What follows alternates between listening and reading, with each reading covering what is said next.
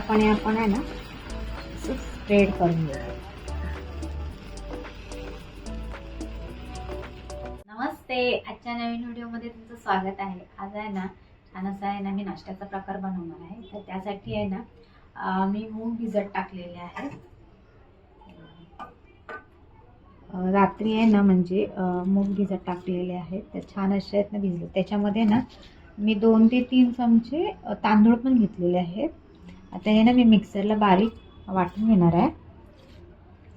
आणि त्याच्यामध्ये आहे ना ह्याच्यामध्ये 2 मिरच्या आणि ते लसूण ॲड करणार आहे. म्हणजे हे पण ह्याच्यामध्ये वाटून घेणार आहे. पॅन ठेवलेला आहे तापण्यासाठी. हे मिश्रण आहे ना आपण म्हणजे आपलं हे आहे ना वाटून झालेलं आहे. असं मिश्रण आहे ना दाटसर आहे. तर आता मी ह्याच्यामध्ये आहे ना थोडंसं पाणी ॲड करणार आहे. म्हणजे जेवढं पातळ पाहिजे ना त्यानुसार आहे ते पाणी ॲड करणार आहे. थोडं थोडं करून आहे ना पाणी ॲड करून घ्यायचं. आता ह्याच्यामध्ये आहे ना मी चवीपुरतं मीठ पण ॲड करणार आहे. एवढं दाटसर ठेवलेलं आहे. तर ह्याच्यामध्ये चवीनुसार मीठ छान असं आहे ना मिश्रण मीठ घालून एकजीव करून घ्यायचं.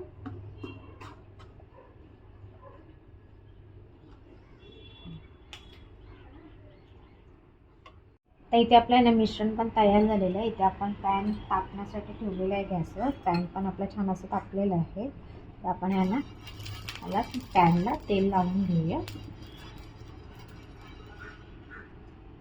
तेल लावून झालं की आपण इथे डोसे घालून घेणार आहोत.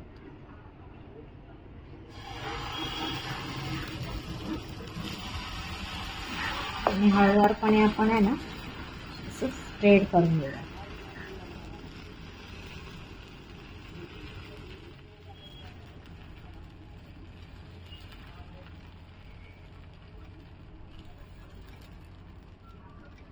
मुगाचा डोसा आहे ना खाण्यासाठी पण छान असं पौष्टिक, हेल्दी आणि पटकन होणार आहे.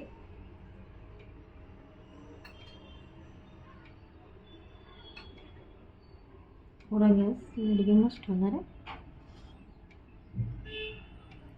आपला आहे ना वरच्या साईडने बघा छान असा आहे ना सुक्का झालेला आहे. आता आहे ना दुसऱ्या साईडने पण आहे खालच्या साईडने छान असं आहे ना खालच्या साईडने पण झालेलं आहे. छान असं आहे. आता आपण आहे ना दोन्ही साईडने पण त्याला भाजून घेणार आहोत छान असं.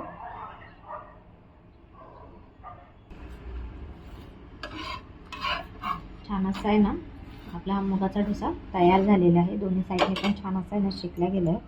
आता मी ह्याला ना वरून तूप लावणार आहे.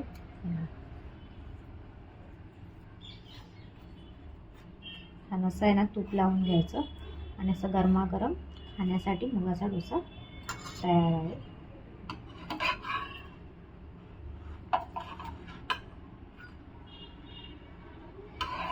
छान असं ना प्लेटमध्ये काढून घेणार आहे. हा डोसा आहे ना असाच पण खाऊ शकतो, गरम गरम सॉस किंवा चटणी बरोबर पण खाऊ शकतो आपण. छान असं आहे ना आपण हा डोसा आहे ना चटणी किंवा सॉस बरोबर खाऊ शकतो. तर मी इथे आहे ना चटणी केलेली आहे आणि आपण आहे ना चटणी बरोबर हा मुगाचा डोसा खाणार आहोत. तर ही मुगाच्या डोश्याची रेसिपी तुम्हाला कशी वाटली नक्की कमेंट करून सांगा. आणि तुम्ही पण अशाच तऱ्हेने नक्की करून बघा. छान असा हेल्दी आणि पटकन होणारा पोटभरीचा नाश्ता. आणि आता आपण भेटूया नेक्स्ट व्हिडिओमध्ये नवीन रेसिपीसही.